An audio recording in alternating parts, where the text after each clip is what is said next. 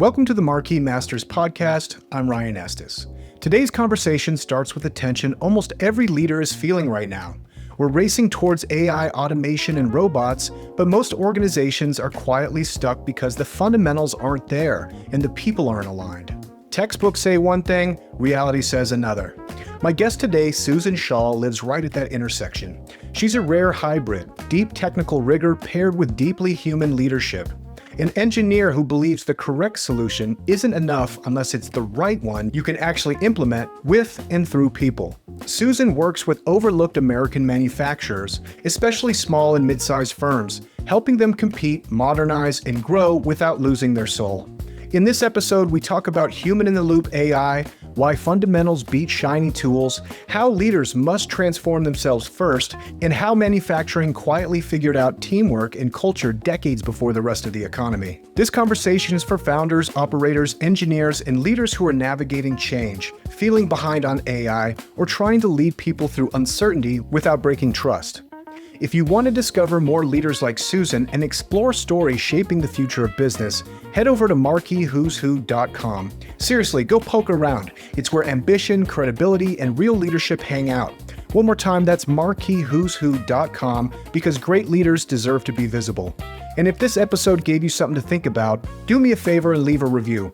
Think of it as tipping the algorithm so it keeps serving conversations that actually matter. And now my conversation with Susan Schall. Susan, good morning. Welcome to the Marquis Masters Podcast. Good morning, Ryan.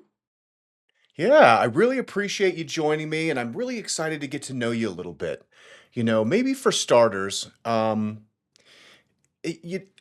as I'm doing research about you and your company, you seem to be a rare hybrid. You have a deep technical rigor paired with human-centered leadership. Maybe with that as a frame, give us an introduction to you and your work.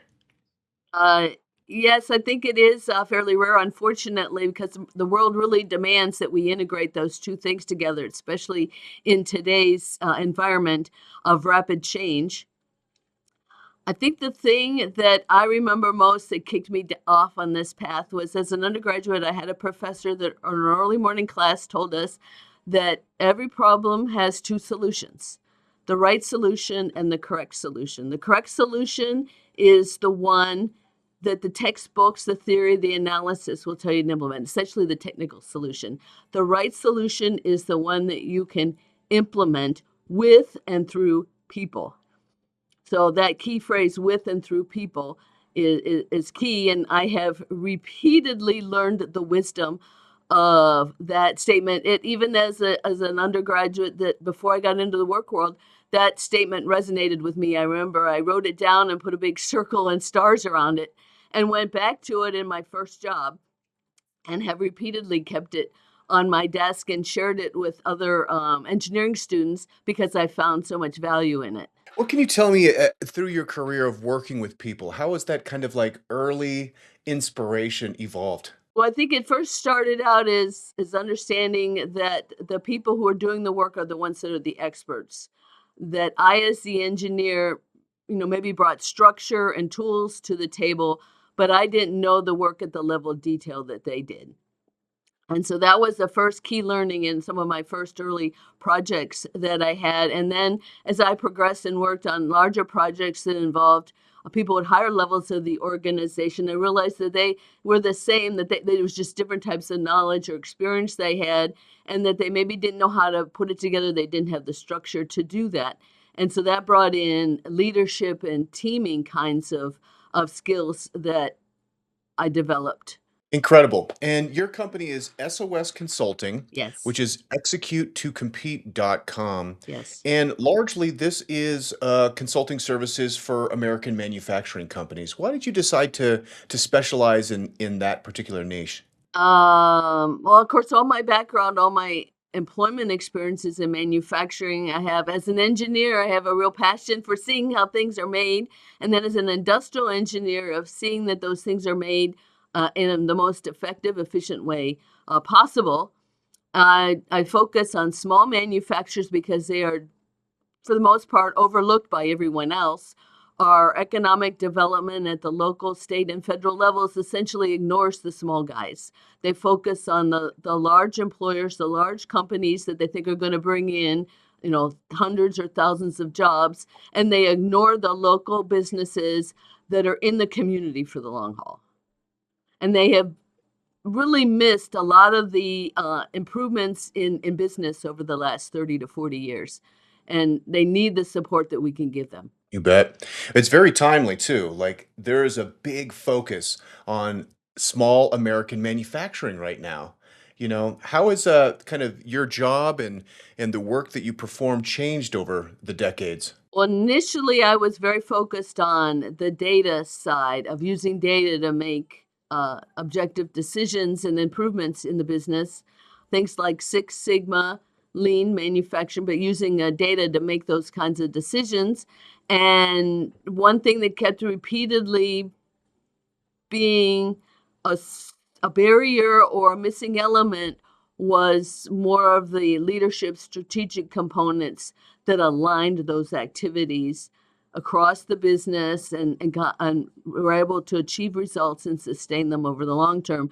So I've incorporated more and more of those people elements, still, bringing the database decision making to the table as well, but incorporating the strategic work up front and then incorporating it into the improvement work throughout. Yeah, it's incredible. We're in this time now where, especially like legacy businesses, seem to have unstructured data all over the place, which Yes. means they have like these secrets that are Yes. almost locked Yes, inside their yes, yes. company. Yes, actually, I get quite frustrated by reading and hearing all the hype about artificial intelligence in manufacturing, when that is very true, perhaps, for large manufacturers in assembly type operations that have widgets that they're assembling.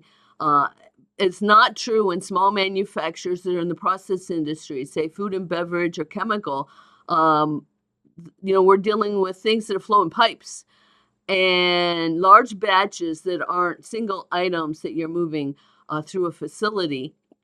And because they are small, they tend to have outdated technology that does not communicate with each other or the internet or the cloud. And many of the procedures, the training manuals, the maintenance records are handwritten.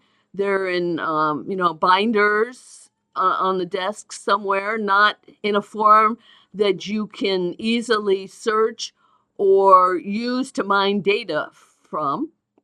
And so to get those types of organizations to the level that all this hype thinks that they're already at will be very time consuming and very expensive.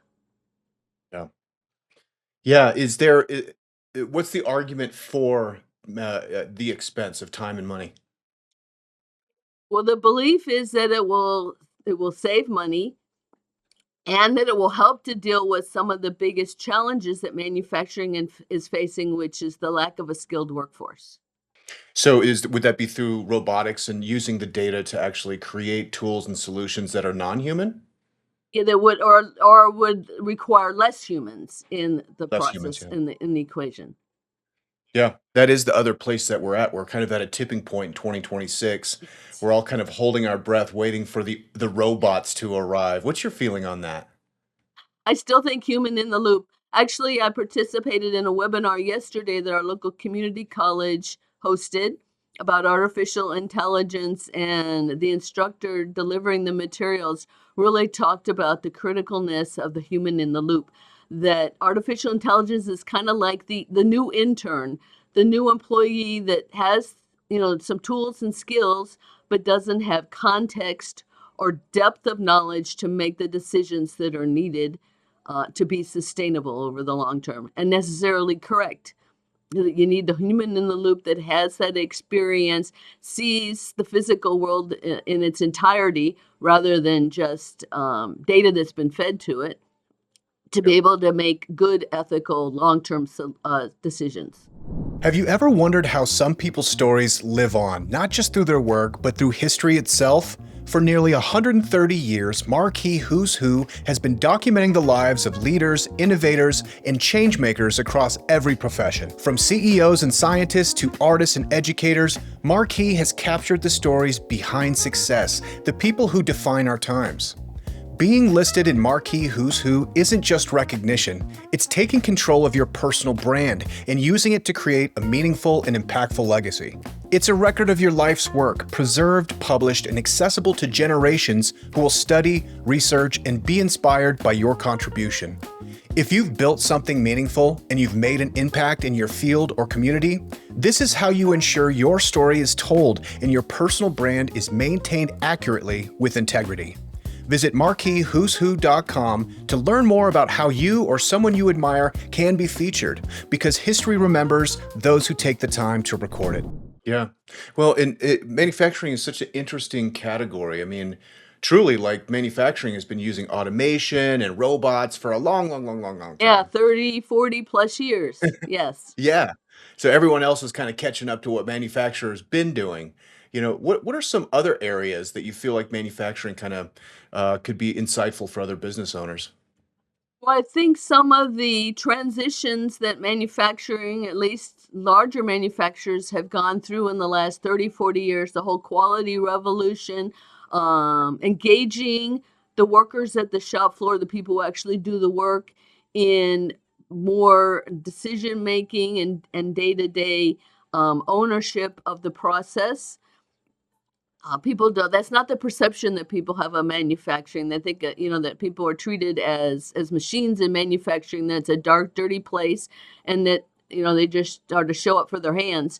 But over the last 30, 40 years, through the quality revolution, things like lean manufacturing, the involvement of people and as people, for everything that they bring to the table, as well as them coming together as teams, has really taken hold, I think, in most of manufacturing. And I think other parts of our economy could learn from that experience. What has worked, what's not worked, and how it could be leveraged in different situations. Yeah, especially it seems like around this integration of robots and humans. I love just saying robots as much as I possibly can. It's so exciting to me. It's like thinking about like space and stuff. It's like we're truly living in the future.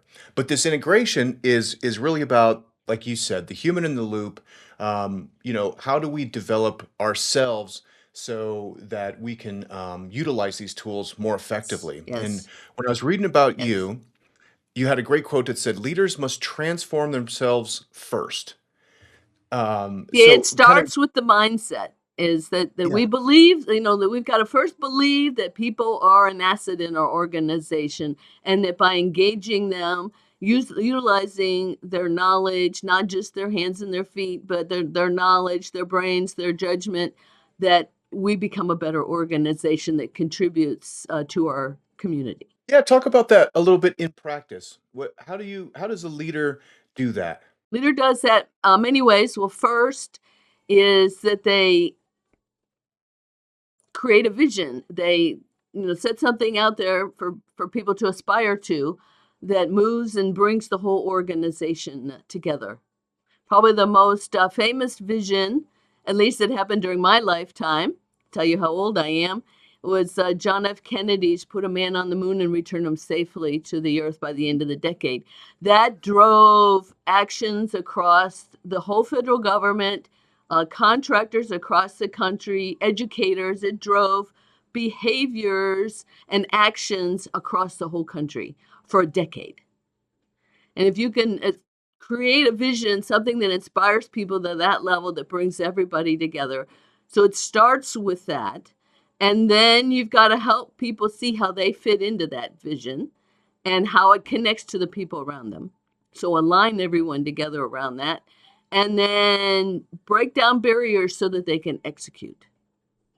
Provide them with the resources, feedback, things that allow them to come together and execute against that vision, to make that a reality. It is so exciting. Like when you have the proper vision with the proper distance between destination and where you start, it is just absolutely explosive. Yeah, It's, people can do Elon, amazing things when that comes together. 100%.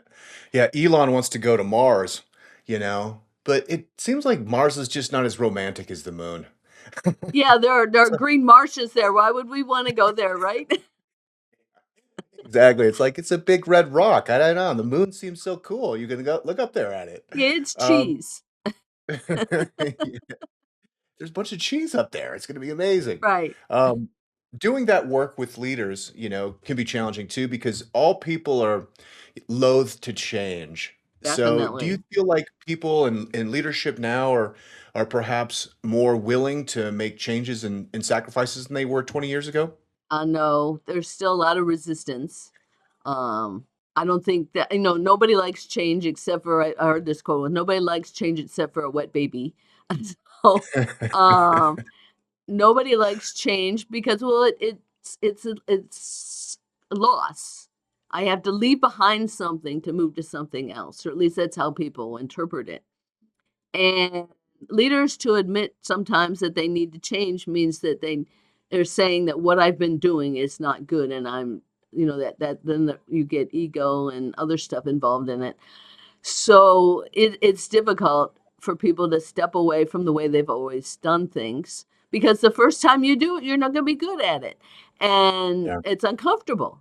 And you've walked away from someplace where you were comfortable. Yeah, and I know a big part of your operational technique is to return to the fundamentals. Yes. So maybe talk about that a little bit about folks that are like advanced and they're successful and they're the boss. How do you kind of nurture them in a way that it's welcoming to kind of return to the fundamentals? Well, we start with the fundamentals, and it's not, we don't get too technical too fast, where I'm more the facilitator that they have the knowledge rather than me bringing an answer to them, that it's their work, their ideas, so it's connecting to what they already know and they're already comfortable with. It's kinda like, what are the islands of safety for them, and we build off of that. Islands of safety. Is that personally?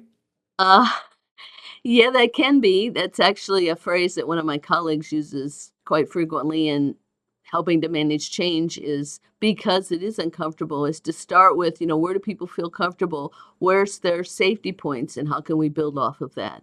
Fascinating. And I'm sure like a lot of this is, you're almost like a psychotherapist, right? Because people are going to confess to you. They're in a safe and creative place. And a lot of times it feels like maybe it's about finding what they're saying and delivering it back to them, Yes. you know? Yes. Yes. Because, we can't change until we get vulnerable and admit to where we're at to begin with. Yeah. And so that means keeping some confidence is not sharing things other than with myself, I guess. And, Yeah. I can tell secrets to my dog and she doesn't tell anybody. So So talking about leadership and vulnerability, in this kind of idea of like creating safety is very interesting. So what are some techniques or tasks you have to like encourage that? the key foundation of that is trust. It all starts with trust.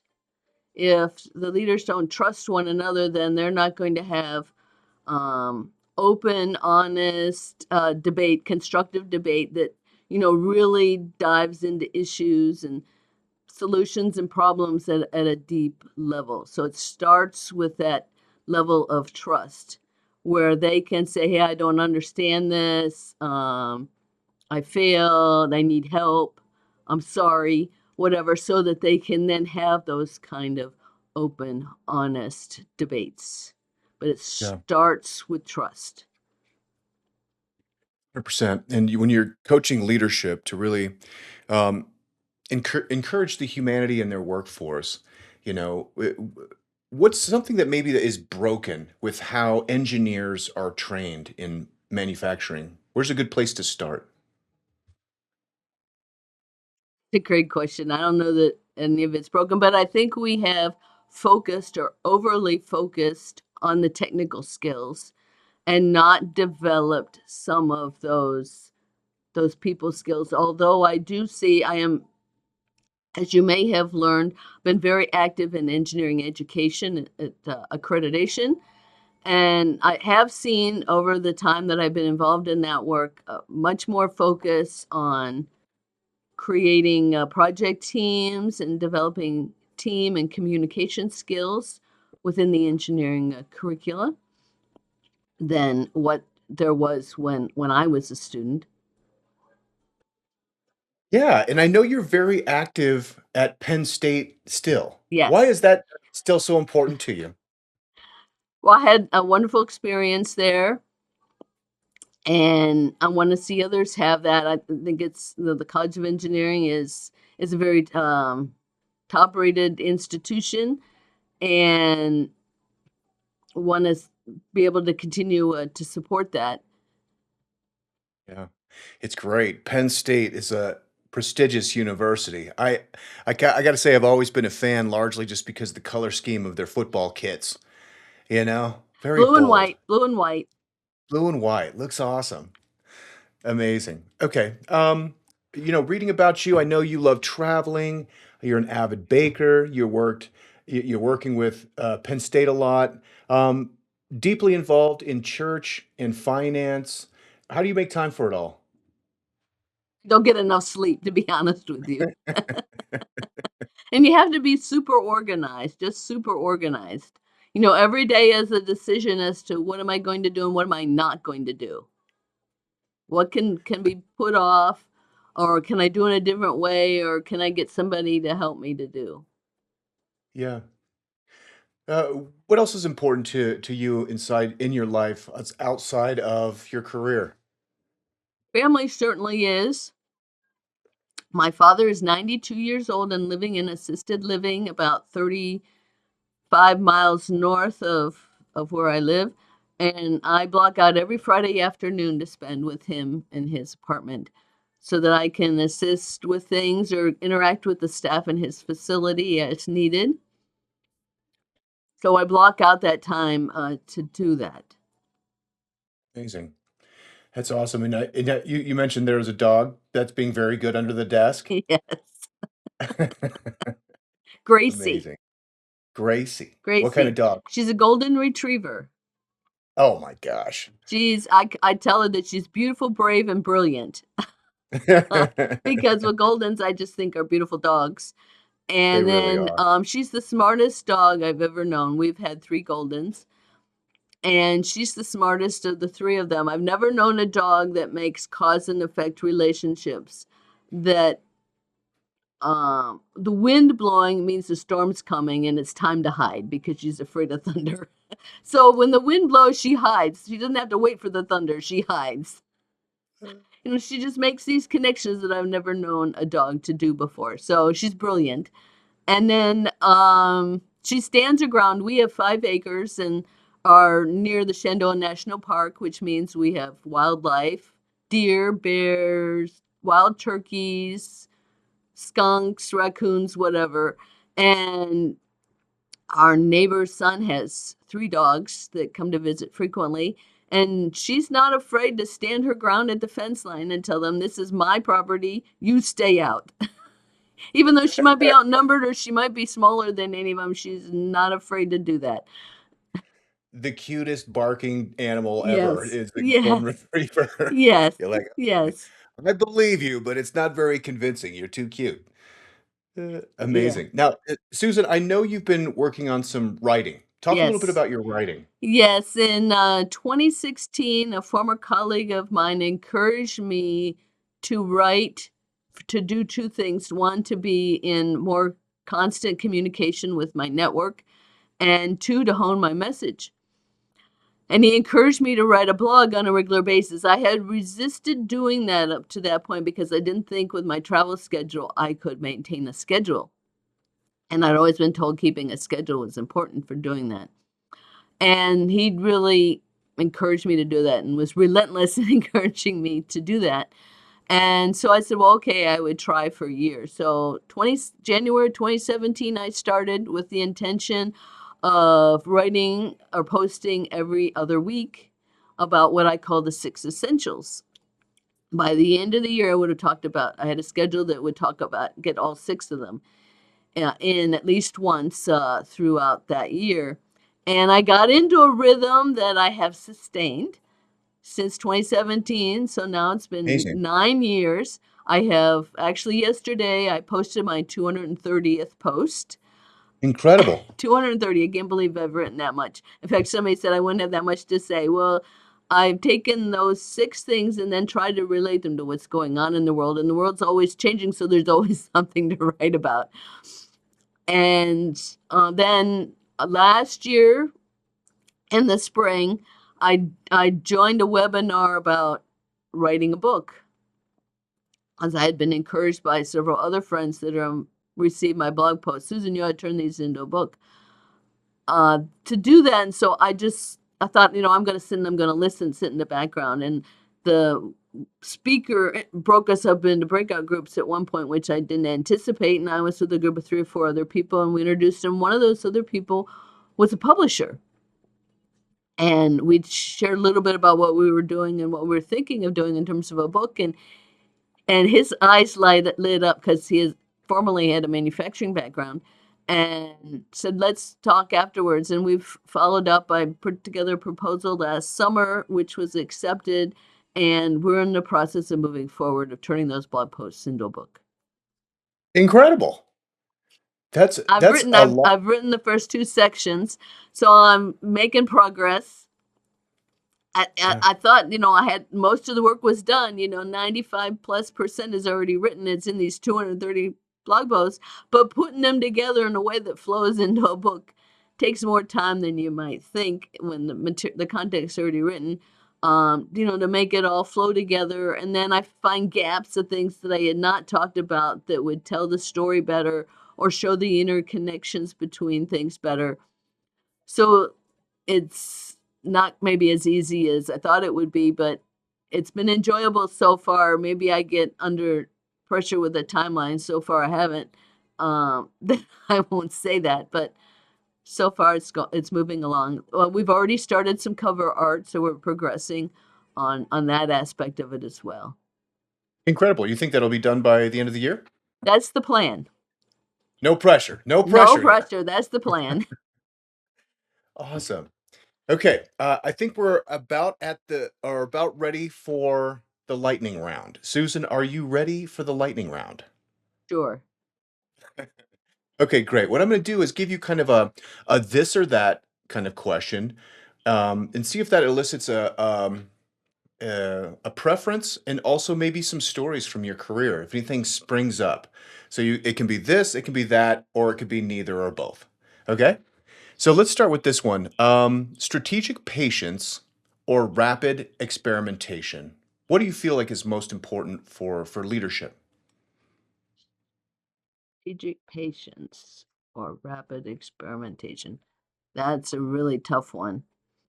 Some recent research I've read says that the strategic is more important. Patience. Where do leaders struggle with patience? Well, change takes time because you're trying to get everybody on board, that alignment, and then support to get them through the first time of trying it and it not work well or being uncomfortable. Takes patience. Something, unfortunately, I was not gifted with much of. So Incredible. How about process discipline or creative chaos?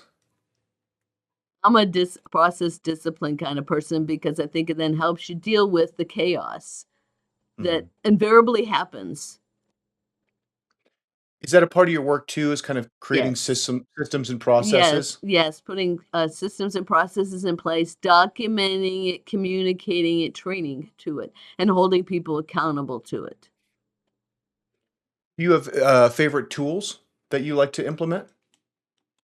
Favorite tools from the data standpoint is known as the Magnificent Seven. They are database tools that are graphical, visual in nature. You can create them on paper with pen and pencil, or you can use Excel or a statistical analysis package to create pretty graphs. But they are fairly straightforward, easy to create with minimal statistics, and they help you understand the patterns that exist within the data so that you can make better decisions. Amazing. This is probably appropriate then. Do you prefer fixing systems or fixing people? Systems because people are part of the system. Can people be fixed?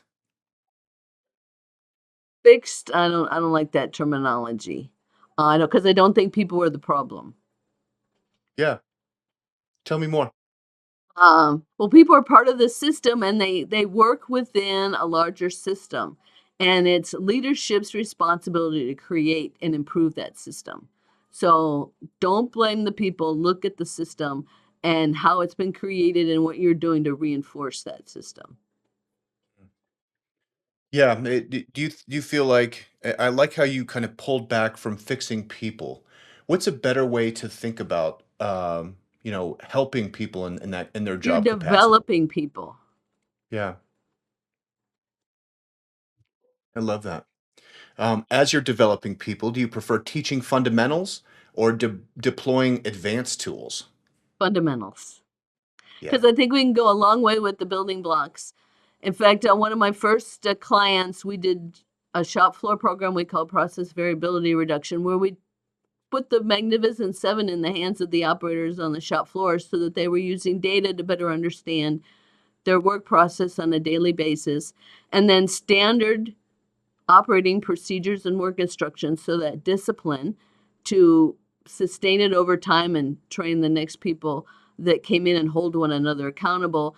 And just from those simple fundamental tools in the hands of the operators that ran the equipment, they saw a 4 to 6% increase in throughput year over year for 4 years that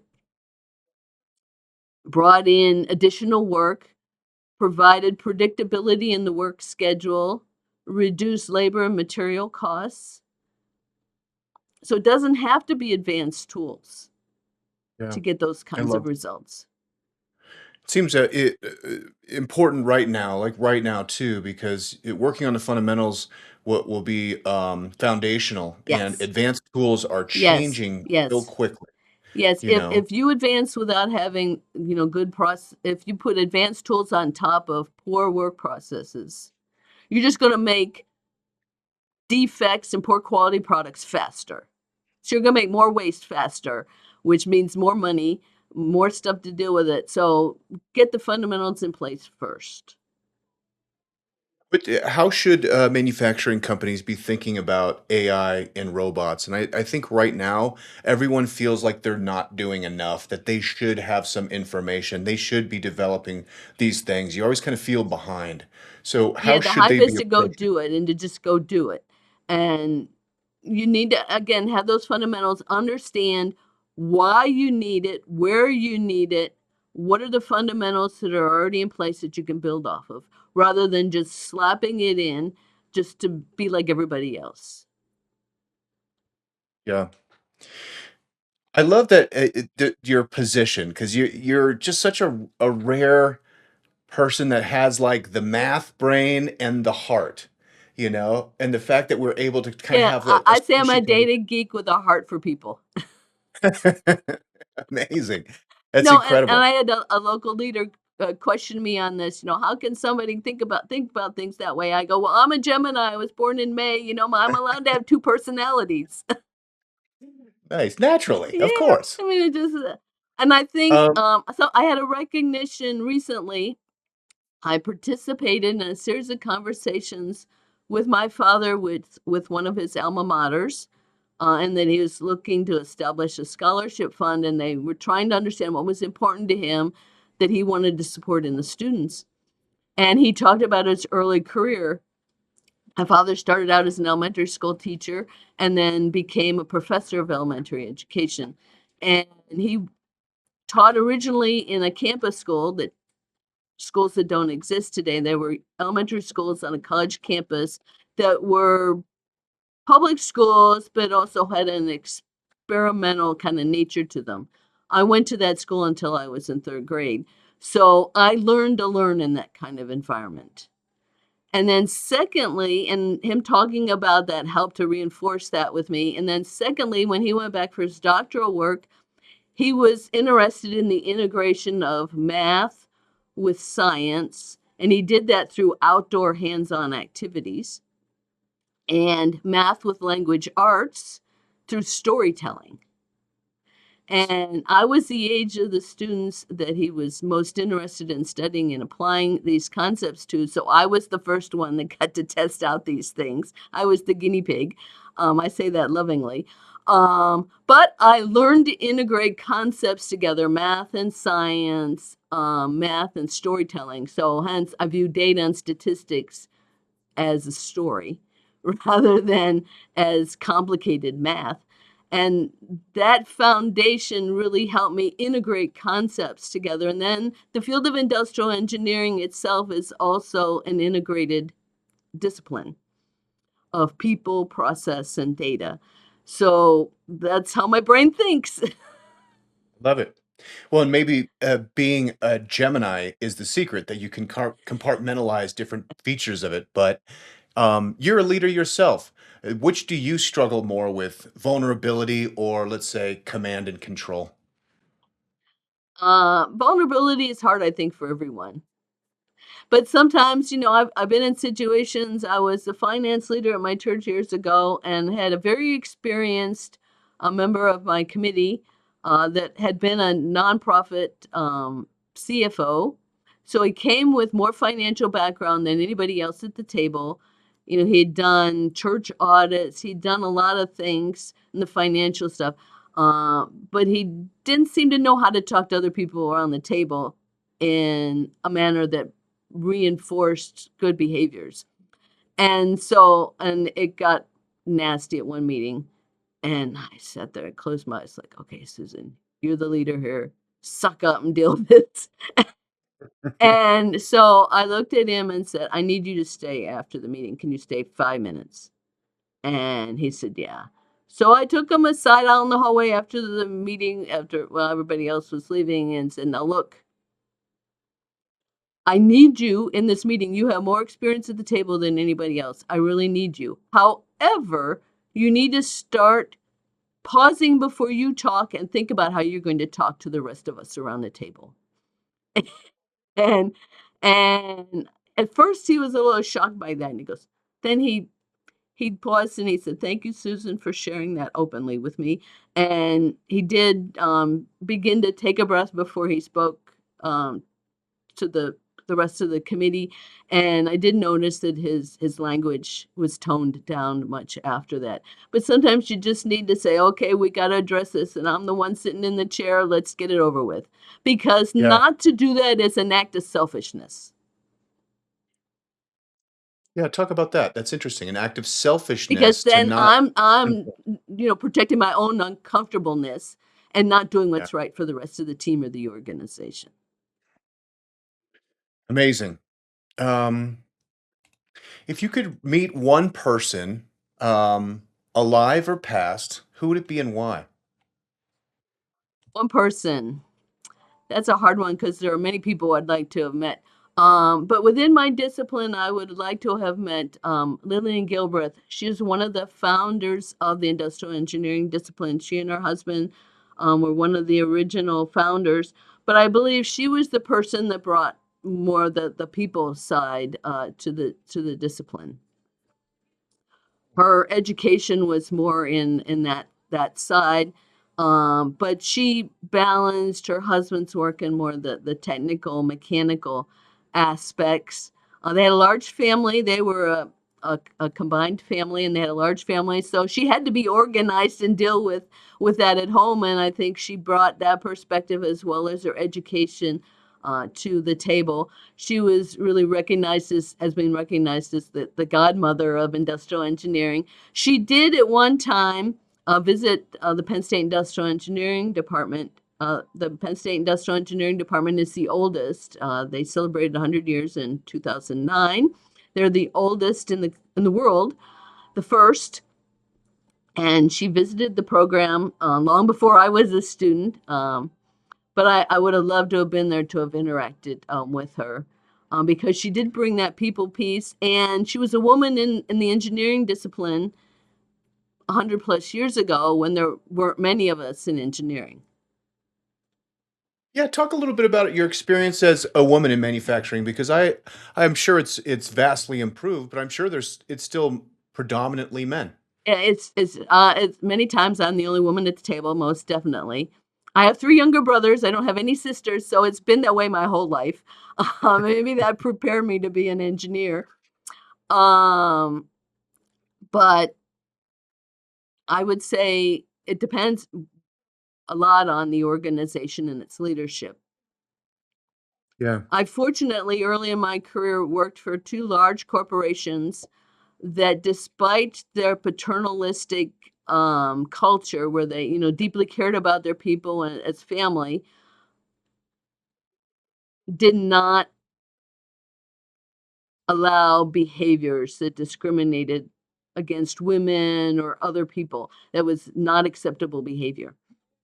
Yeah. And so I personally did not experience that, but I have friends that worked in other industries or other organizations that have experienced those things. Yeah, which is unfortunate, but I do think that like we're culturally moving past that in almost every sector. So, which is to say, there's a lot of opportunity, I think, probably Yes. for women Yes. in manufacturing, industrial Yes. engineering. What would you say Yes. to encourage women or girls to kind of pursue this as a career path? Well, like you said, there are many opportunities. I participate regularly in a 7th grade career fair with the local school districts here in the Northern Shenandoah Valley of Virginia, and it's really a phenomenally designed event that I think they got from somewhere else. So it's done in other parts of the country as well. They call it Wow, the World's of Work, and they rent out this huge facility, and every corner of the facility is a different world of work. So there's healthcare, law enforcement, manufacturing, hospitality, whatever, different worlds of work. And the first year I did it, I was like, how do I talk to 7th graders about engineering? And then I saw them running around with, like hospital gowns on and stuff like that, well, they're engineers solve problems. And particularly industrial engineers can solve problems in any sector of our economy. So there are problems in healthcare, there are problems in law enforcement, there are problems in hospitality, there's problems in telecommunications, whatever. There are problems, and engineers can solve those problems by bringing technical skills and people skills to address those complex problems. And that message seems to resonate well with the young girls. The guys, want to get in there and do what they view as the sexy things with the latest technology or see things spin and move around, but solving problems that impact people seems to be a message that resonates with the girls. Yeah. Do you have any leaders or brands that you feel like solve problems in a particularly admirable way, or maybe that you can point at and be like, wow, they're nailing it? I don't like to name names without permission of clients, so I will not share, even though they're an organization that I admire greatly, and even though it was over 20 years ago that I worked with them. I participated in an event last May in which one of their senior leaders spoke, and afterwards I went, "Wow, they're even doing more than the last time I interacted with them," because they have sort of a discipline about their culture that inspires and aligns everybody to move together in the same direction. And they've Amazing. obtained, phenomenal results, and they've got a pretty big vision out in front of themselves right now that they're going after. So it'll be Cool. interesting to see how they do that. Susan keeps a secret. I respect that. It's interesting because I've had a very manufacturing week. I was talking to a wonderful founder yesterday about like what he likes to work on. He just exited a couple of his businesses, and so he's looking for new projects. And one thing he said is he likes to go to local manufacturing spots and do a tour. And he likes to get on the floor and like he's inspired by people that are, scaling Making physical stuff, products. making Yeah, stuff. It's like physical. You can see it. You can see it move. It's physical. It's really neat, and it reminded me, I live in Denver, and just up the road there is the big original Coors manufacturing Mm-hmm. plant, Mm-hmm. which is unbelievably extraordinary to see 10,000 kegs of beer being pumped out of that thing.